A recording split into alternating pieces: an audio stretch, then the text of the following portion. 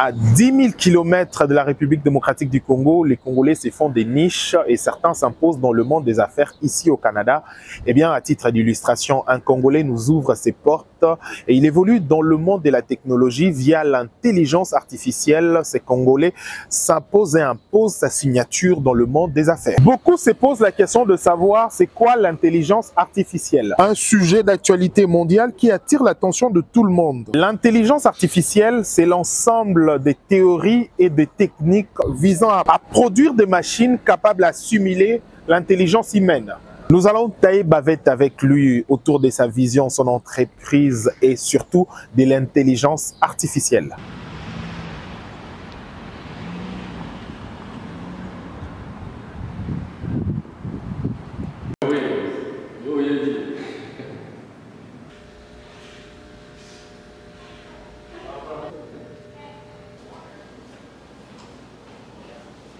Monsieur Eradi Pascal Mamboué, bonjour. Bonjour. Vous êtes chef d'entreprise, vous avez évolué ici au Canada, bien que vous avez laissé votre pays il y a une belle lurette. D'abord, pourquoi avoir quitté le Congo pour le Canada? Ça, c'est une excellente question, à la fois difficile et par moments simple, mais pas facile à répondre. Au Congo, on était correct, on faisait ce qu'il fallait, mais à un moment donné, on a décidé de rester ici pour essayer d'apprendre et puis d'en amener plus dans notre pays. Parce qu'en République démocratique du Congo, j'étais le président de la Fédération congolaise de karaté traditionnel, la JKRDC, une organisation que nous avons créée en 2005, qui a fait ses œuvres. On a voyagé plusieurs fois à l'extérieur du pays pour représenter notre pays. On était par exemple, on est par exemple la première organisation de la RDC qui a amené toute une équipe au Japon pour le stage et puis le championnat. Et là, présentement, on se prépare pour amener aussi l'équipe au mois d'octobre pour le championnat du monde.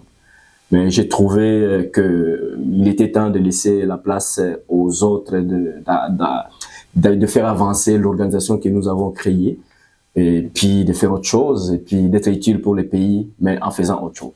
Vous avez percé les rocs jusqu'à imposer votre signature ici au Canada, devenir chef d'entreprise. Comment cela est arrivé? Si facilement aussi. Oui. Dans un secteur qui n'est pas le vôtre. C'est exactement. Au Congo, moi, j'étais un marketeur. Donc, j'ai un diplôme en marketing. Mais comme tout le monde, arrivé ici au Canada, le diplôme du Congo n'était pas reconnu à sa juste valeur. Puis, j'étais en quelque sorte déçu. Puis, je me suis dit, qu'est-ce que je peux faire à la place? J'ai pensé plusieurs années. Et puis, je me suis décidé de faire la formation, d'aller à l'université pour étudier maintenant en technologie. La chose que je connaissais pas, je connaissais vraiment pas, mais il y avait un planning, il y avait une planification en arrière ça, parce que l'objectif était de se lancer un jour dans les affaires, comme on le faisait dans notre pays. C'est pourquoi nous sommes décidés d'aller suivre la formation comme spécialiste des systèmes de sécurité. Puis, avant de se lancer en affaires, il faut quand même chercher l'expérience et puis faire l'étude de marché. On s'était déplacé pour aller à HEC Montréal, exactement étudier la gestion. Au final, j'ai cherché l'expérience dans une grosse entreprise. Après 7 ans, toutes les conditions étaient réunies pour se lancer dans la bataille. C'est ce qu'on a fait et qu'on continue à avoir du plaisir là-dedans. Est-ce que c'est facile pour vous, étant étranger, venir dans un pays, ouvrir une entreprise, s'imposer, gagner le marché aussi, parce que vous avez vraiment un CV costaud dans ces domaines? Oui, moi je peux dire que le Canada, c'est un excellent pays. Un excellent pays. Là où l'opportunité est donnée à tout le monde. Donc, il suffit juste d'être bon dans ce que vous faites et puis d'être sérieux. Les clients vont se précipiter parce qu'on est dans une période où les travailleurs tu ne les ramasses pas au marché. Surtout les travailleurs compétents. Alors, on a une bonne pénurie de main-d'œuvre, ça c'est mondial à cause du taux de natalité, à cause des politiques. Bon, on ne peut pas entrer en profondeur, donc bref, il n'y a pas assez de monde pour travailler. Donc, si tu es bon, si tu te démarques, si tu fais comme il faut ce que tu as à faire, tu auras la clientèle. Donc, il y a des pays où quand même c'est difficile de percer, mais le Canada ne fait pas partie de cette liste. Le Canada, c'est un pays où c'est un bosseur. Si tu étudies, tu maîtrises tes histoires, tu te lances, il y a plusieurs possibilités de gagner et puis de percer. Aujourd'hui, vous avez combien de personnes dans votre entreprise? C'est une petite entreprise. On a 25 travailleurs qui travaillent avec nous, des techniciens à temps plein. 25. Ouais. C'est pas une petite, c'est une grosse boîte, déjà une grosse machine. On essaie de grandir, on fonce, on essaie de penser d'aller plus loin. L'objectif est vraiment de grandir. Là, on est au Québec. Mais on veut, pourquoi pas, aller en Ontario, pourquoi pas s'étendre partout à travers le Canada.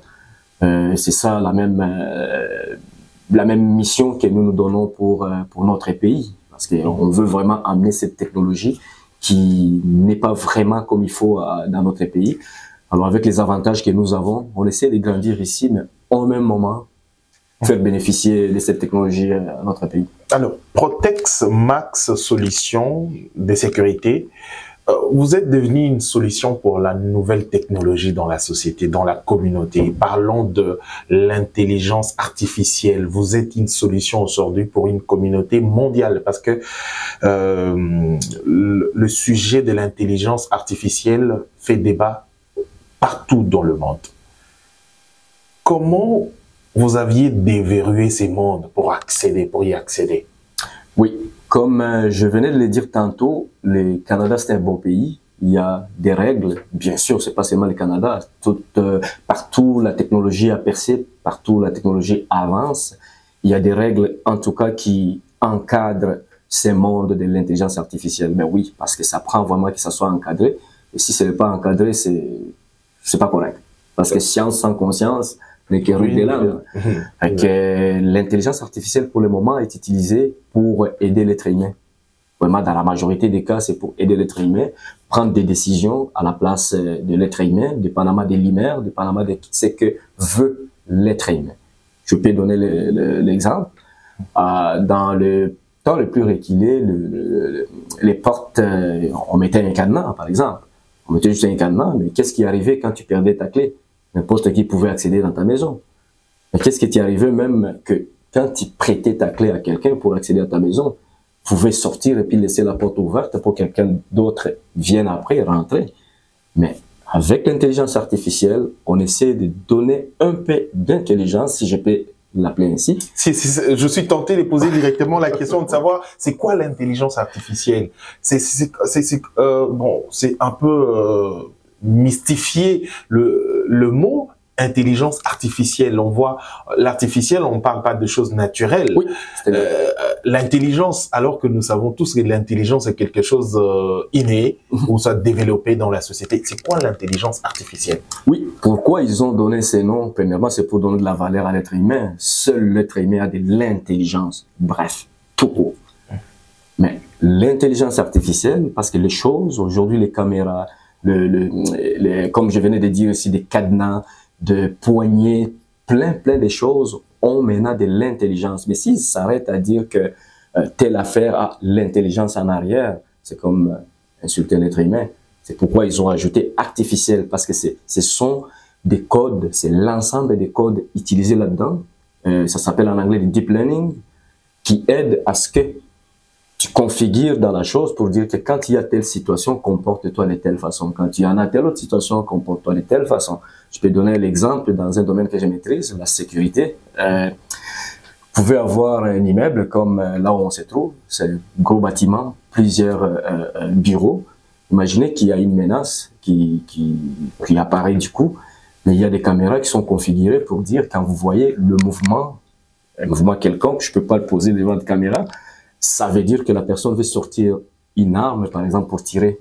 Alors pendant ce temps, qu'est-ce qu'il faut faire? Il faut éteindre toutes les lumières de façon automatique. Il faut barrer toutes les portes et puis il faut appeler la police. Okay. Automatiquement? Bien sûr. Tout ça se fait automatiquement. Et donc vous êtes capable de fournir ce service? Oui, c'est ce que vous faites? Oui, exactement. C'est ce que vous faites. Ça, c'est une petite partie qu'on fait parce qu'il y en a. Comment est-ce qu'on fonctionne? Ça dépend du besoin. Nous, on est des spécialistes dans ces domaines parce qu'on en a la formation et puis on en a la compétence, on en a l'expérience. On arrive chez les clients, on essaie d'étudier ses besoins. On regarde qu'est-ce qu'il aura comme besoin, on lui propose les services et puis il en décide. Mais il y a des gros clients qui ont déjà des technologues, qui ont des ingénieurs de sécurité qui sont là. Eux, ils planifient le besoin de leurs clients à l'interne. Ça, c'est par exemple les gouvernements, les grosses sous-boîtes. Et puis par après, ils vous proposent. Mais vous ne le prenez pas seulement, vous en tant que spécialiste dans ce domaine, vous analysez, vous pouvez discuter avec l'ingénieur, vous pouvez discuter avec les chargés de la sécurité pour dire que ça ne sera pas correct, l'autre ça doit être correct, et puis vous trouvez un terrain d'entente. Alors dans tout ça, c'est toi qui apprends à cet algorithme qui est en arrière. C'est pourquoi on l'appelle l'intelligence artificielle. Parfois on peut penser que c'est quelque chose comme on voit dans des films, là, quelque chose avec la voix comme sordide ou des choses comme même non. C'est juste l'ensemble des algorithmes. Vous essayez de penser toutes les situations possibles et puis vous lui laissez la lassitude de décider à votre place. Par exemple, pour l'animation des maisons, disons des maisons intelligentes, l'intelligence artificielle. C'est quoi une maison intelligente? Oui, les maisons intelligentes, c'est comme, je peux te dire, tu installes des choses, les composantes que vous installez, c'est comme les yeux, les oreilles. Mais lorsqu'il y a la détection de gaz et de monoxyde de carbone, par exemple, mais il faut que ça coupe la ventilation. Parce que tu vas être étouffé, tu peux mourir. Mais les détecteurs détectent, il envoie les signaux au panneau de contrôle, le panneau de contrôle prend l'action, il active les sirènes pour vous dire attention, évacuer les bâtiments, mais il coupe la ventilation. Une autre chose, vous arrivez à la maison, le système est capable d'analyser, grâce à l'intelligence artificielle, grâce aux composantes qui sont installées, que vous êtes mécontent. Et puis ça envoie les signaux, ça allume une bonne musique que vous aimez tant. C'est toutes ces choses-là, c'est la commodité, c'est l'ensemble de toutes ces choses qui fait en sorte que la maison n'est pas la maison comme d'autres maisons. Ça devient une maison intelligente. C'est la même chose. Vous pouvez arriver devant votre maison, il y a une barrière. La barrière fait partie de votre maison. Le système voit votre plaque d'immatriculation, il détecte, il sait que c'est vous, il débarre les barrières de façon automatique pour que vous rentrez. Parfait. Alors, Protex Max Solutions de sécurité, qu'est-ce que vous proposez dans votre entreprise exactement? Quels sont les services que vous proposez? Les services que nous proposons, on propose, comme on vient de dire, l'intelligence des buildings, des immeubles, l'automatisation. On propose encore le contrôle d'accès, parce que le contrôle d'accès, vous savez, on vient de rentrer ici, ça prend une carte d'accès pour accéder dans l'édifice. Alors, le contrôle d'accès permet de contrôler en temps réel qui est dans l'édifice, qui entre par où, et qui devait entrer par où, et qui ne devait pas entrer par où. C'est ça l'ensemble de Access Control en anglais. Si j'ai mon entreprise, je veux que tous mes agents, le matin, entrent par une porte X et non pas par une porte Y. C'est moi qui décide. Qu'est-ce que ça aide là? Non seulement tu sais qui rentre et qui sort, qui n'a pas le droit de rentrer, parce qu'il y a des gens qui ont des limitations. Moi, je peux avoir accès à l'entrepôt, mais Joseph n'a pas accès à l'entrepôt, parce que du point de vue confiance, les managers trouvent que non, je peux pas lui laisser la place, je peux pas lui laisser l'accès là où il y a... Limiter les zones. Il limite les zones, il donne les accès là où il le faut, dans les aires communes, et puis selon les niveaux de confiance, il donne les accès à des places stratégiques. Ça en est un exemple. Mais lorsqu'il y a une urgence, grâce au contrôle d'accès, vous êtes capable de savoir qui est dans quel coin pour sauver tout le monde. À part ça, on fournit aussi les systèmes d'alarme. Les systèmes d'alarme, on parle entre autres d'alarme incendie, on parle d'alarme intrusion. Vous pouvez rester dans un grand building, mais l'agent de sécurité est en bas, mais quelqu'un peut rentrer d'une autre place, par les toits, par la fenêtre, par n'importe où. Mais avec nos systèmes, qui est le système d'alerte lorsqu'il y a l'intrusion, je ne dirais pas que c'est impossible. Si la personne veut rentrer, va rentrer, mais elle ne peut pas rentrer sans que vous le sachiez dans les 3 secondes. Et comment vous détectez? Parce qu'on installe des composantes, on installe dans ce bureau, je ne vois pas. Il y a des contacts de porte qu'on installe en haut de porte, qui calculent l'état des portes. Si la porte est fermée, les 2 contacts sont ensemble, le système te dit que la porte est fermée. Parce que tu as la réception via ton téléphone, mais le système est branché aussi de façon automatisée au système de la police. Ce qu'on va aller étudier les faisabilités avec nos services d'intervention au Congo. Alors, il y a des boutons panique que vous pouvez appuyer lorsque vous vous sentez en danger. Ça, on installe dans des banques, on installe dans des lieux très poussés, qui sont cachés comme en dessous de la table. Même les mains en l'air, vous pouvez lever juste les genoux en bas sans que l'assaillant s'en aperçoive. Les signale de façon silencieuse, envoie la police débarque. Okay. Alors, pendant vos heures de service ici au Canada, quels sont les services que vous avez déjà offerts au gouvernement canadien, au peuple canadien ici? Qu'est-ce que vous avez déjà fait? Beaucoup vraiment. Ce qui nous rend très fiers, présentement, on a un grand contrat qu'on a commencé à livrer. C'est le réseau Express métropolitain. Ça, c'est un réseau d'un train léger automatisé. Il n'y a pas de pilote, il y a personne là-dedans. Les trains arrivent à la gare, ils stoppent, ils ouvrent les portières de façon automatique. Il y a l'annonce qui s'est faite. Vous montez selon votre itinéraire et puis les trains partent. Alors, ces trains-là, il y a des gares, des stationnements partout à travers Montréal. On en a plus ou moins 36. C'est Protect Max qui a cette mission. Donc vous, votre entreprise? Oui, exactement. Qui a cette mission d'installer les caméras par station. C'est au minimum 350 caméras. Donc, que ce soit le place de lavage de ces trains, que ce soit le garage pour ces trains, que ce soit les stations, c'est nous qui... Ça fait 1 an et demi qu'on est en train de faire ça. C'est un projet pour 3 ans. Ça en est un. Tous les casinos du Québec, Protect Max a changé tous les systèmes de vidéosurveillance. Casino de Montréal, on parle de 1800 caméras. Ce ne sont pas des petites caméras du coin, là, c'est des caméras avec de l'intelligence artificielle. Parce qu'on parle des casinos, on parle des millions qui rentrent là. Donc c'est votre service? Oui. Votre signature? Exactement. On a fait non seulement Casino de Montréal, on a fait Casino de Mont-Tremblant, on a fait Casino de Laclémy, on a fait Casino du Québec City, on a fait à peu près 6 casinos comme ça. À part ça, qu'est-ce qu'on a fait encore? On a dans le domaine de la santé. Chez nous, ça s'appelle le ministère de la Santé. Ici, ça s'appelle des CIUS. Il y a un ministre en haut, mais il y a des blocs de plusieurs hôpitaux et des centres d'hébergement. Dans un CIUS, vous pouvez avoir à peu près 800, 900 bâtiments. Ça, c'est gouvernemental. C'est notre client. Jusqu'à date, on continue à fournir les services dans tous ces bâtiments. Quand on parle de prison fédérale, on a la prison de Cowansville, ça c'est au niveau fédéral.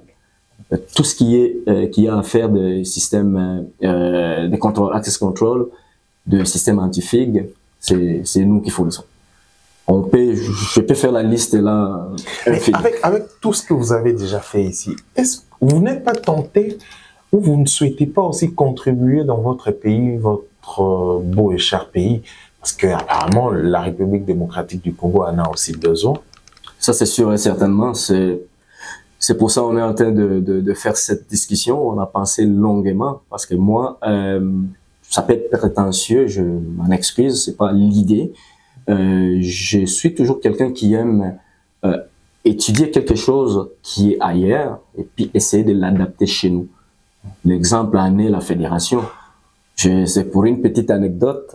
J'étais karatéka au Congo quand je venais de la province. À Kinshasa, tu sais,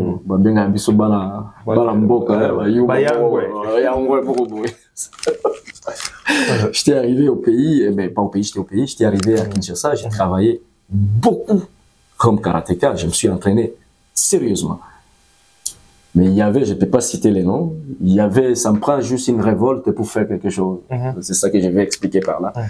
Il y a un président d'une organisation que je ne peux pas citer, là où je m'entraînais, on s'est entraîné vraiment intensement. Puis il fallait qu'on voyage en Afrique du Sud. Et lorsqu'il y avait l'argent qui était sorti, il a enlevé les noms des vrais karatékas pour amener d'autres gars et puis c'est faire l'argent. Moi, je faisais partie des gens qui ont été débarqués. J'étais un peu mécontent, je dis mais ça n'a pas de sens, ça n'a pas de logique.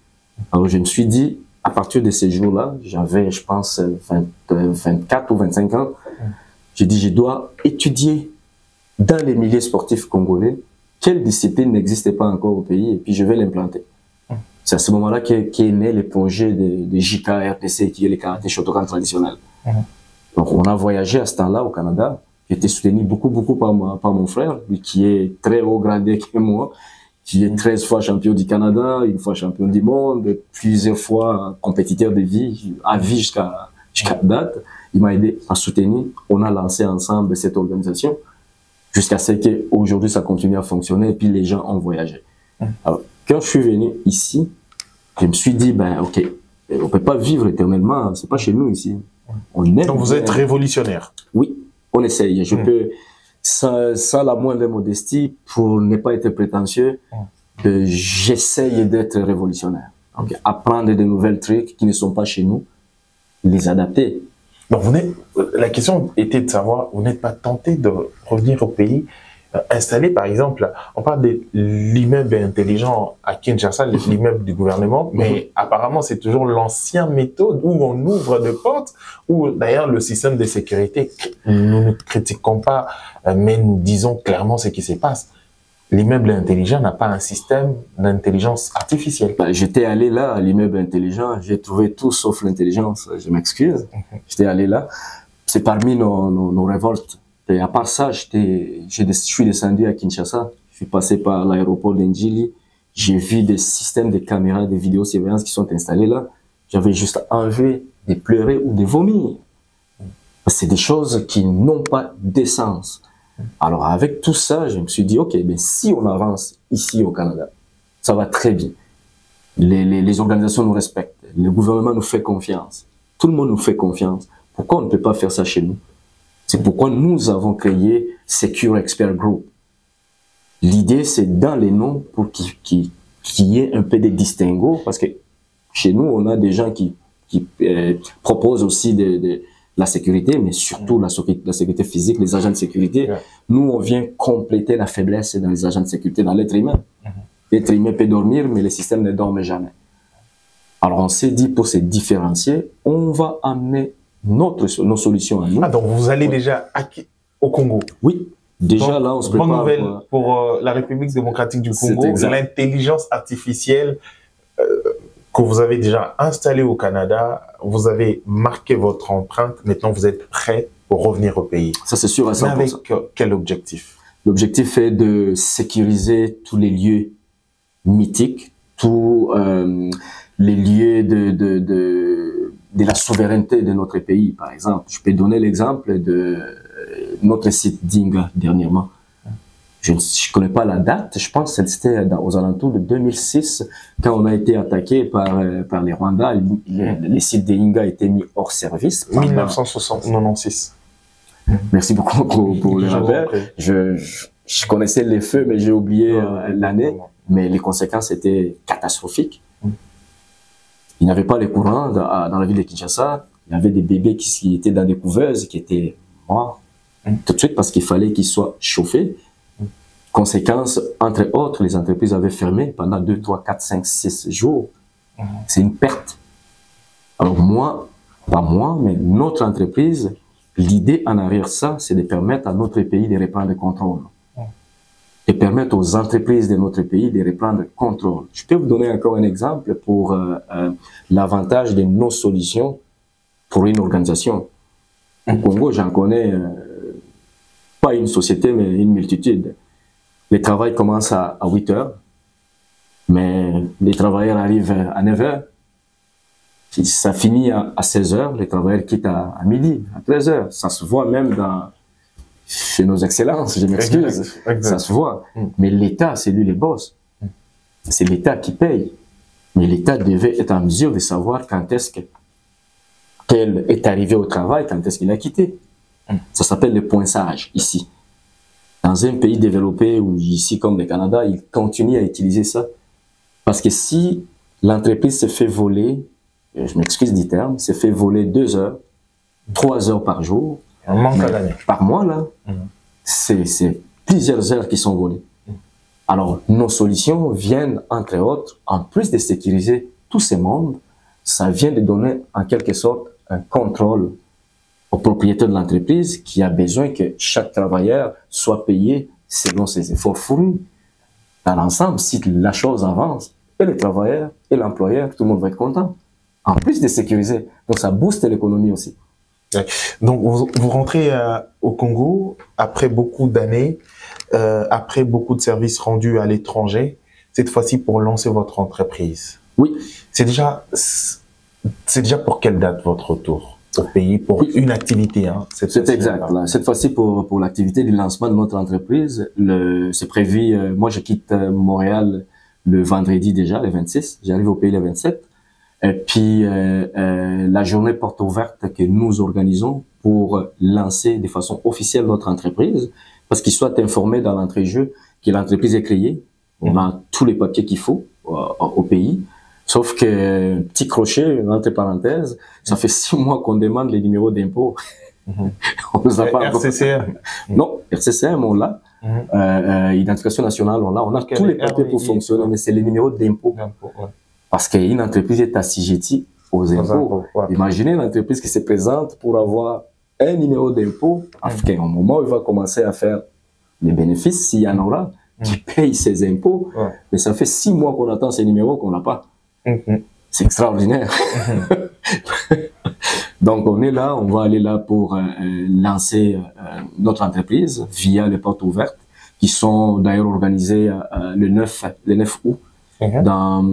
C'est l'Institut des Beaux-Arts, c'est pas l'Institut, c'est le Musée des Beaux-Arts. Musée national. Musée national des Beaux-Arts de la RDC. Non, Musée national tout simplement. Ah, Musée national, ok. C'est sur 24 Sur 24, exactement. Non loin du Parlement. Musée national, voilà. C'est là où les activités vont se dérouler. Derrière l'université protestante du Congo, IPC. Derrière IPC. Oh, c'est parfait. C'est là où ça fait quand même longtemps. Sur l'avenue triomphale. Exactement. Vous avez perdu des repères du pays. Alors, parlons de à présent. Au Congo, qu'est-ce que vous allez proposer, votre service? Qu'est-ce que vous allez proposer? C'est toujours dans le même optique ou... Ça va être copier-coller. Ça va être pourquoi ici on bénéficie de toute la puissance de la technologie et non pas chez nous. Mais là-bas, est-ce que vous avez le même matériel? Est-ce que vous ramenez tout ce qu'il faut d'ici au Congo? Pour l'instant, on s'en va pour faire les lancements de l'entreprise. On va demander l'accompagnement je peux dire du gouvernement, c'est lui le décideur. On ne demande pas l'argent, mais on demande l'accompagnement parce que c'est le gouvernement qui crée les emplois directement ou via les opérateurs économiques. Et que le matériel, on les aura à 100% tout le temps parce que la compagnie d'ici a accès directement aux manufacturiers. Donc, Secure Expert Group du Congo est partenaire naturel de ProtectMax, solutions de sécurité. Est-ce que ici votre entreprise est connue par l'État? Est-ce que c'est oui, c'est une entreprise connue par l'État. Tu peux pas fonctionner sans avoir les papiers. Ça c'est un. Tu peux pas faire affaire avec l'État sans avoir les papiers. Parce qu'il faut être. C'est pas facile d'avoir les papiers d'ici, par exemple, parce qu'il y a beaucoup de formations, même pour avoir le permis d'exercer. Il y a plusieurs formations, ils s'assurent que tu connaisses ce que tu as à faire et puis tu connaisses les règles. Il faut avoir, comme chez nous, le numéro d'impôt et toutes les choses, puis payer tes impôts. Tu ne peux pas faire affaire sans avoir les papiers. L'entreprise est connue et puis c'est facile à vérifier.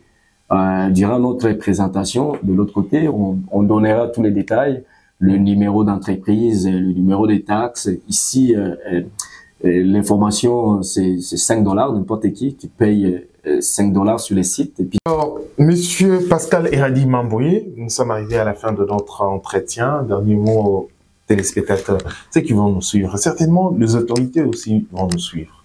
Un message. Oui, à tous mes compatriotes congolais, aux autorités de notre pays, nous voilà répondre à l'appel de retourner dans notre pays, d'investir, d'essayer d'élever les niveaux avec le peu que nous connaissons.